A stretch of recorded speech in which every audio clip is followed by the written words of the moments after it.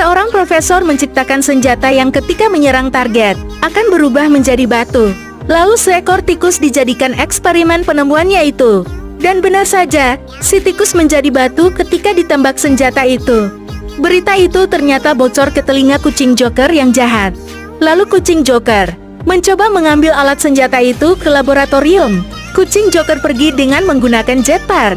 Dia berhasil masuk ke laboratorium dan langsung menembakkan ketiga profesor.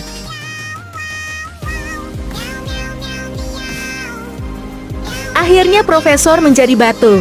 Setelah itu datang kucing super ke laboratorium. Dan betapa kagetnya, penemuan senjata itu telah lenyap. Dan melihat ada 3 patung batu di sana. Apa yang akan terjadi selanjutnya? Tonton video selanjutnya.